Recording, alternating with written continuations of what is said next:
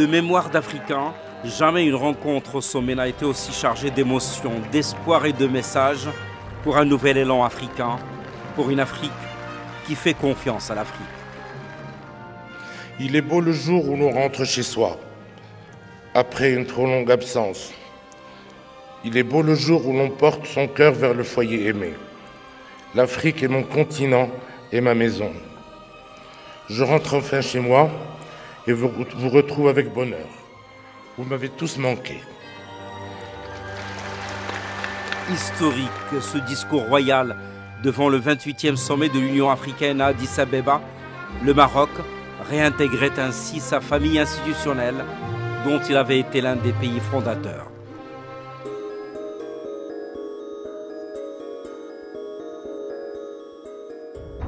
Tout a commencé en janvier 1961, au lendemain des indépendances en Afrique. Feu Sa Majesté Mohamed V réunissait au siège de la préfecture de Casablanca une conférence africaine dont le but d'examiner la situation politique, économique et sociale en Afrique et d'adopter la charte dite de Casablanca. Charte de l'Afrique nouvelle, traçant le cadre de l'action à engager pour la réalisation des principaux objectifs africains. La charte de Casablanca fut réellement une véritable contribution à la constitution de l'unité africaine. Elle avait constitué un élément fondamental dans l'édifice continental. 2 ans plus tard, l'OUA, l'Organisation de l'Unité africaine, était créée à Addis Abeba. C'était en août 1963. Mais un peu plus de 20 ans plus tard, le Maroc a dû quitter sa famille à cause d'une des plus grandes injustices du siècle dernier au sujet de l'intégrité territoriale du royaume et de sa souveraineté sur une partie chère de son territoire, le Sahara marocain.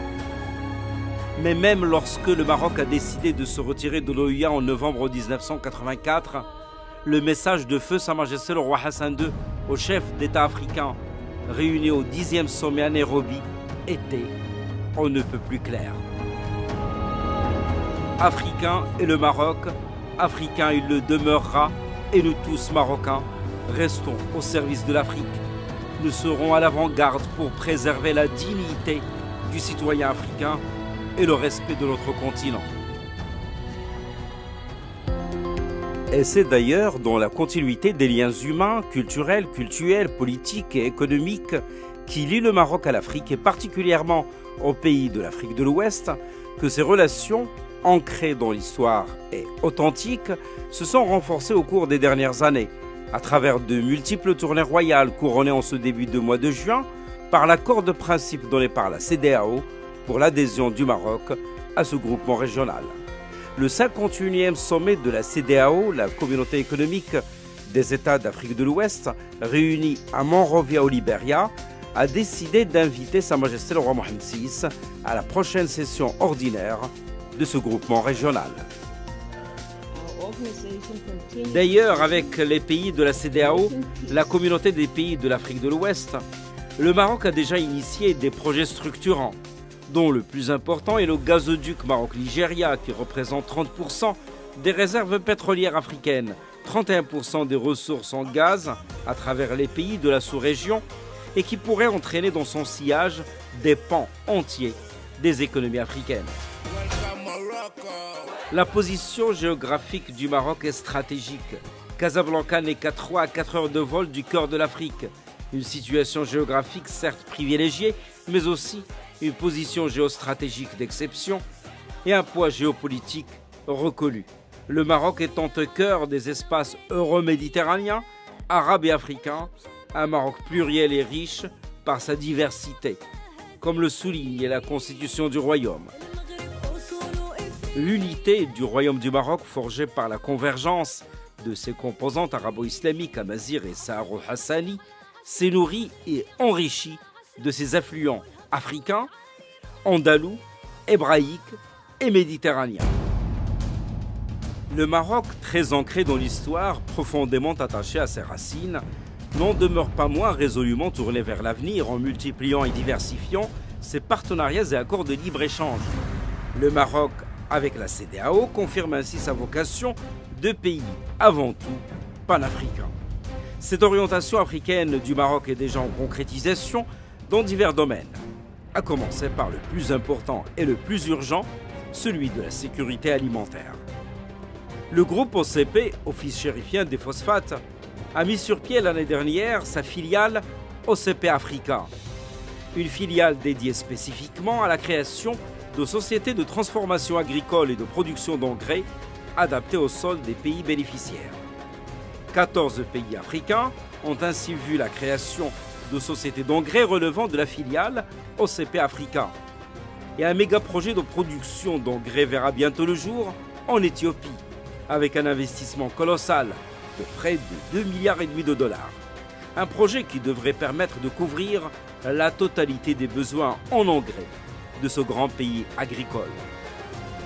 OCP Africa a également développé en Côte d'Ivoire des produits spécifiques pour l'amélioration des rendements agricoles, du cacao et du coton. Et une immense usine d'engrais verra le jour également au Nigeria, projet qui a fait l'objet d'un mémorandum d'entente à Abuja début décembre dernier, puis d'un accord au Palais Royal à Rabat le 15 mai dernier.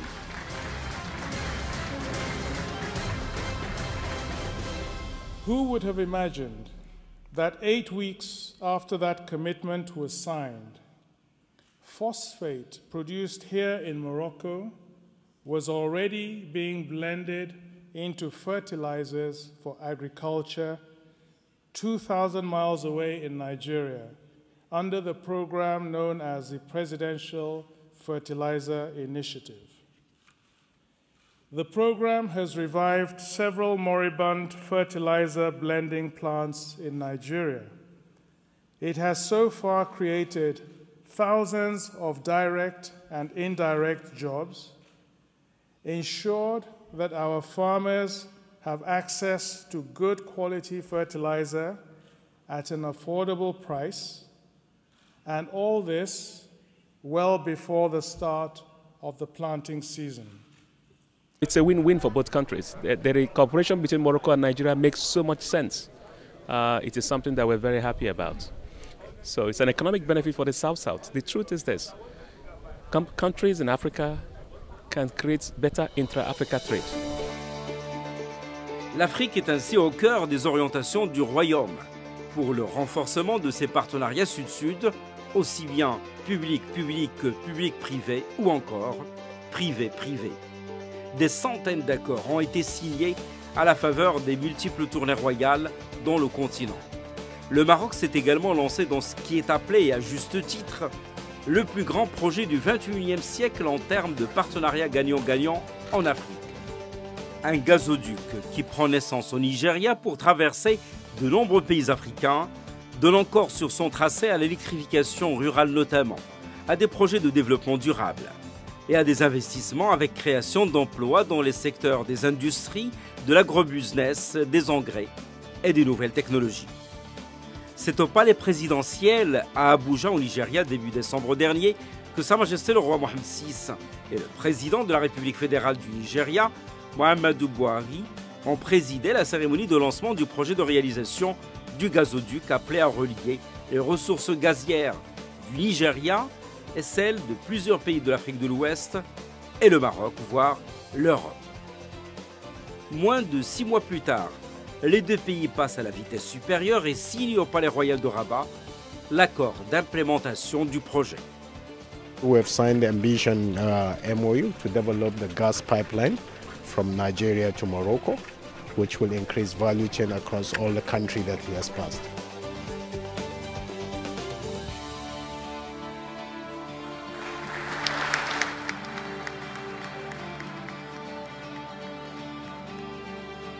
L'intérêt porté pour l'Afrique par Sa Majesté le roi Mohammed VI est d'ailleurs fortement souligné dans le discours royal à l'occasion du 41e anniversaire de la Marche verte, discours prononcé par Sa Majesté le roi depuis la capitale du Sénégal, Dakar.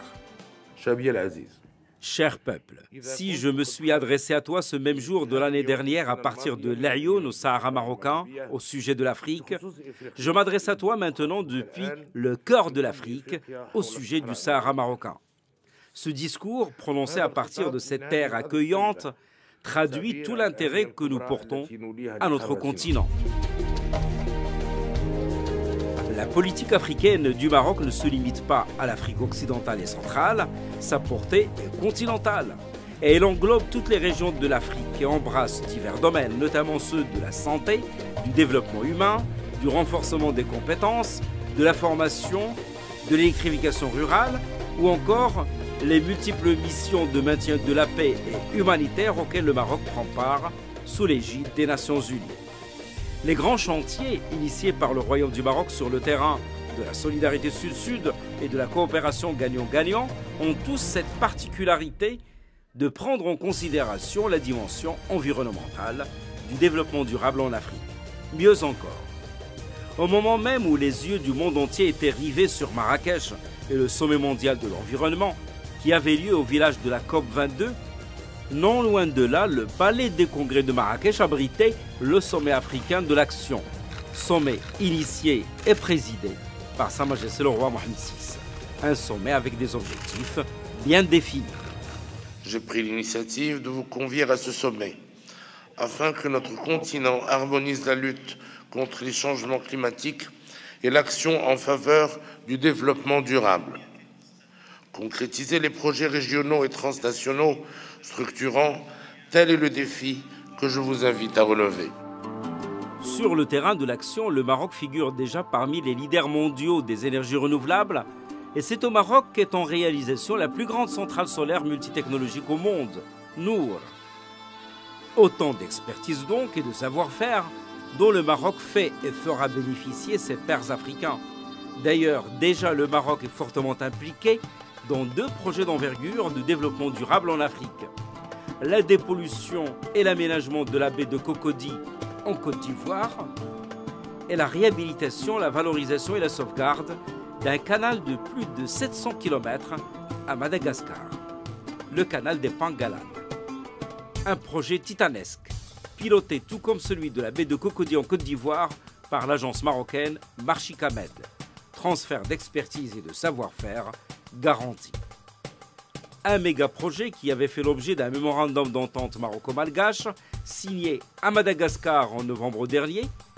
Et moins de 6 mois plus tard, le comité de pilotage du projet tenait déjà à Rabat sa 3e réunion. Vous savez, le roi du Maroc avait indiqué pour principe qu'il faut faire confiance maintenant, que les Africains fassent confiance aux Africains. Et c'est dans ce cadre-là qu'on se félicite de ce projet qui va être mis en œuvre non seulement par la technologie, la technicité marocaine, mais aussi avec les Malgaches, les techniciens malgaches. On va travailler de concert pour que ça puisse être vraiment une réalité et un exemple dans la mise en application de ce principe du roi Mohamed VI.